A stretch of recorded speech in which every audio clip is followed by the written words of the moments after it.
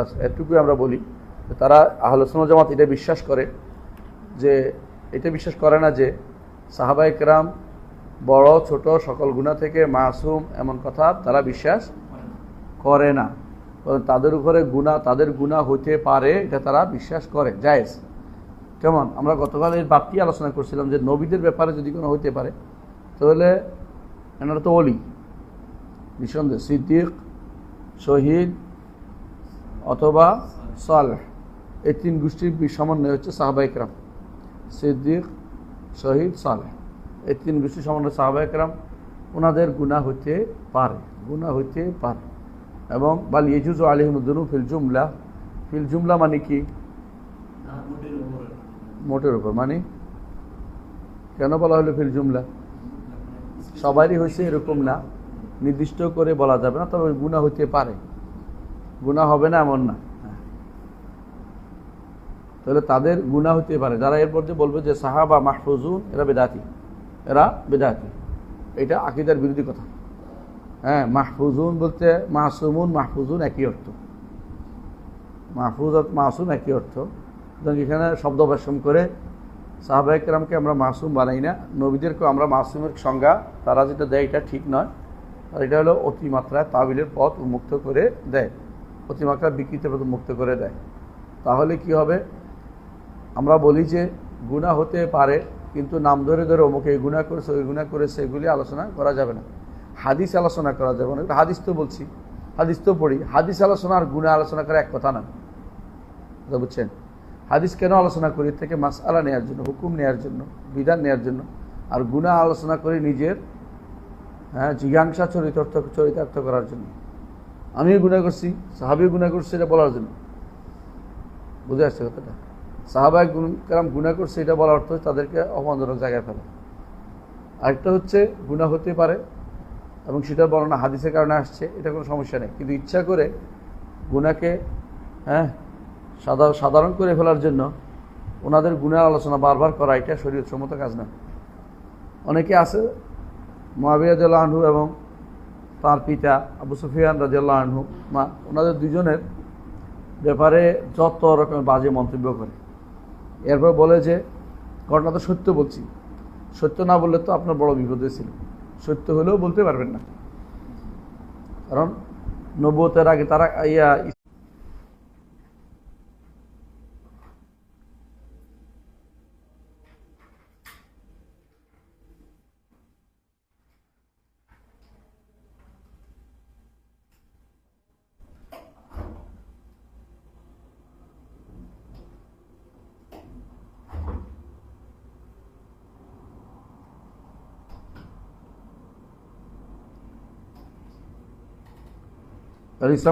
ইসলাম গ্রহণের আগে সাহাবায়ে কেরাম কি করেছেন এগুলি আলোচনা করার অর্থ হচ্ছে ইচ্ছা করে মানুষকে দোষী করা।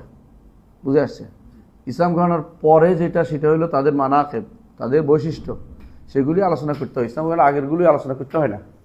এটা একই পদ্ধতি এখনও। কেউ ইসলাম গ্রহণ করে তার আগের কথা দিয়ে তাকে খোঁটা দেয়া, এটা হচ্ছে জাহিলিয়াত।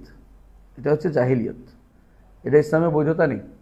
আগের কথা দিয়ে তাকে খোঁটা দেয়া ইসলামের বৈধতা নেই। একজন মানুষ আগে কি ছিল, তার বাবা কি ছিল, দাদা কি ছিল, বড় কথা নয়।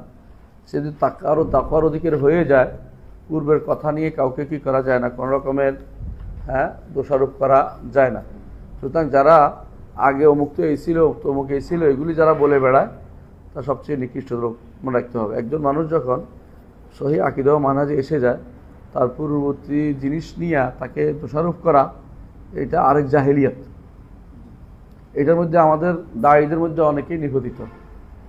কারণ আপনি যদি জানেন যে তার কর্মকাণ্ডের মাধ্যমে তিনি বিশুদ্ধ আকীদা ও মানহাজ দাওয়াত দিচ্ছেন, আগের বিষয়টি আলোচনার ভিতরে আসবে না। যদি দোষ দেখেন, দোষটা শুধু বলবেন যে তিনি এই দোষটা তার রয়ে গেছে, এটা এই আকীদা ও মানহাজ বিরোধী। কিন্তু তাই বলে আগে এটা ছিলেন, এটার উপর কথা বলার অর্থ হচ্ছে নবী রাসূলদের আগের জীবন নিয়ে কথা বলে মানুষকে কি করা, মানুষকে অপমানিত করা। এটা ইসলামী কাজ না। এটা যারা করবে এরা ভালো মানুষ নয়, এরা সবচেয়ে খারাপ মানুষ। এরা মানহাজগত ত্রুটির মধ্যে আছে, এরা নিজেরাই ত্রুটির মধ্যে আছে, আরেকজনে কি ঠিক করবে ত্রুটি? বুঝে আসছে? আগেকার কোনো দোষ দিয়ে, ব্যক্তির কোনো পূর্ববর্তী দোষ দিয়ে, ভালো হওয়ার আগের পূর্ববর্তী দোষ দিয়ে কাউকে দোষ মুক্ত নয় বলা, ঘোষণা করা বা তাকে তার বিরুদ্ধে অপমানজনক কথা বলা, এটা শরীয়তে অনুমোদিত না। অনেকে হয়তো বলবেন যে তাহলে তার দোষটিকে প্রসার করতে হবে, যে আমি এটা থেকে তওবা করেছি, এটা কোনো জরুরি কিছু না। বরং তিনি ইসলাম গ্রহণ করছে, দিনের ভালো কাজ করতেছেন, এটাই তার জন্য যথেষ্ট। আগের অবস্থা খুঁজে বের করা কারোর জন্য উচিত না। কথা বুঝতে পারছি? এটা হচ্ছে বড় কাজ।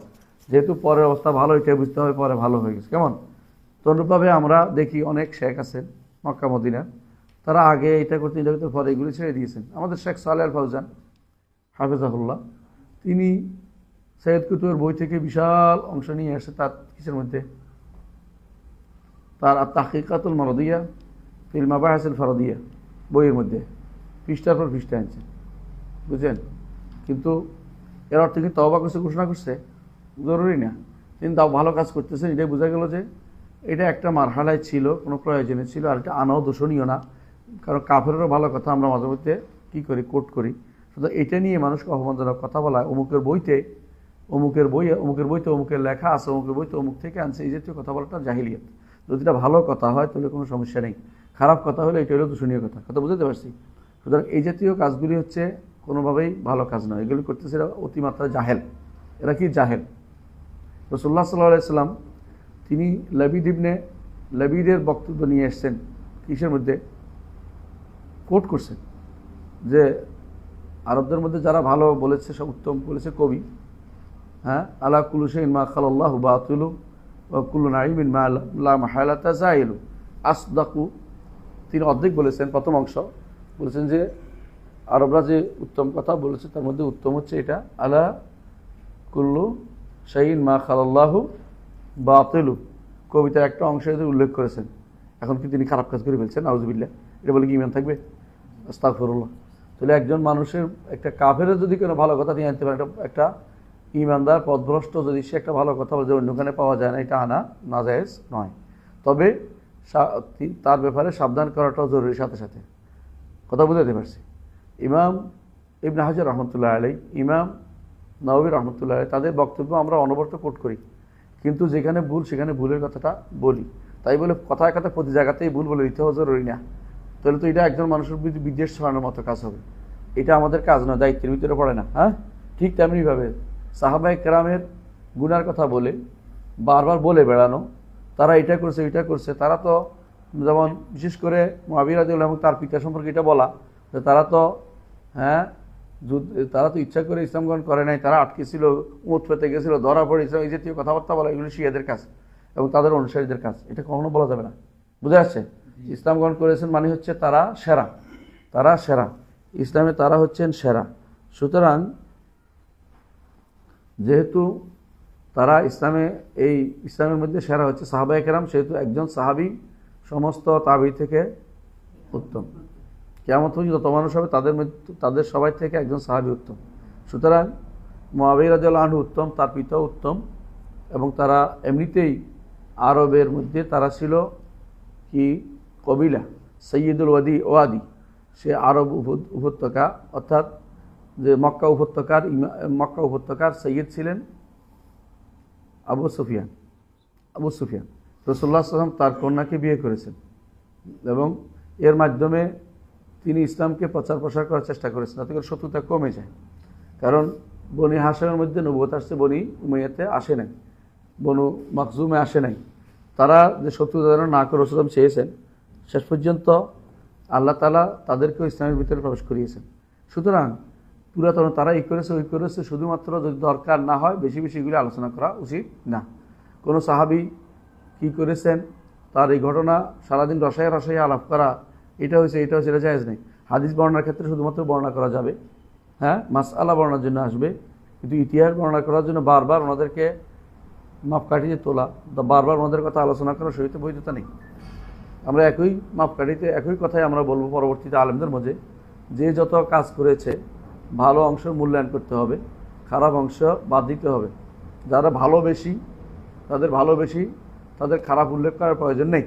তাদের খারাপ অংশটুকু শুধুমাত্র যখন আলোচনা এটা খারাপ বলতে হবে, যে অমুকের এই কিতাবের অমুক অংশটা খারাপ, হ্যাঁ, অমুকের এই কথাটা খারাপ, তাই বলে তাদেরকে মানহাজ থেকে তাড়িয়ে দেওয়া যায়, তাদের মানহাজ ঠিক নেই পুরোপুরি, এটা বলা যাবে না। ভুলগুলি ভুল বলতে হবে। ভুল তো সবাই কে না ভুল করে। যদি আমি সব ভুল যদি কোনো আমি সংশোধন করতে যাই, সবাই বাদ দিতে যাই, ওলামায়ে ইসলামের কেউ অবশিষ্ট থাকবে না। এজন্য ইমাম যাহাবী বলেছেন, ওয়ালাউ আন্না কুল্লামান খাতাআন আও কুল্লামান জাল্লা জাল্লাতান আও আখতা খাতাআন, যদি কোনো প্রত্যেকটি মানুষ যদি কোনো যা ভুল করে, হ্যাঁ, অত প্রত্যেকটি মানুষ যা পদস্খলন করে তা যদি আমরা বর্ণনা করতে যাই, মা বাকিয়া লানা মিল উলামা ইসলামে হাত, ইসলামের কোনো আলেম অবশ্য থাকবে না। প্রত্যেকের কোনো না কোনো কি আছে, ভুল আছে। সুতরাং আমরা দেখব মৌলিকভাবে যাদের ভুল বেশি তাদের থেকে সাবধান করব। আর যাদের সওয়াব বেশি, যাদেরকে সওয়াব বেশি, ভালো বেশি, তাদের কর্মকাণ্ড ভালো বেশি, ভুল সীমিত, তাদের ভালোটা আমরা অনবরত বর্ণনা করবো। আর ভুলটার ব্যাপারে সাবধান করব যখন কেউ এগুলি আলোচনা করে। ভুলগুলি নেওয়া যাবে না, ভুলগুলিকে কাউকে ভুল সহ নেয়া এটা ইসলামের নীতি নয়। এই তাকলিদ জায়েজ নাই, এই অন্ধ অনুসরণ জায়েজ নাই, এই অন্ধ অনুকরণের বৈধতা নেই, কথা বুঝতে পারছি। কিন্তু তাদেরকে প্রতি পদে পদে ভুলটা তুলে ধরা এটা ইমানের দায়িত্ব নয়, এটা ভালো কাজ নয়। যে আমি কথায় কথায় শুধু অমুকে ভুল করেছে, ইবনে হাজারের ভুল, নবীর ভুল, এটা কোনো আমার কাজ না। নবীর ভালো কাজ, ইবনে হাজারের ভালো কাজ, তাদের হাদিসের ব্যাখ্যা, এগুলিকে আলোচনা বেশি করা উচিত। তো যেখানে ভুলগুলি করেছেন সেই জায়গাটুকু যখন আসবে তখন শুধু বলা দরকার অমুকের এই জায়গাটা ভুল হয়েছে। তাহলে আমরা এটা শিখতে হবে, হ্যাঁ, যাদের ভুল বেশিটা আমরা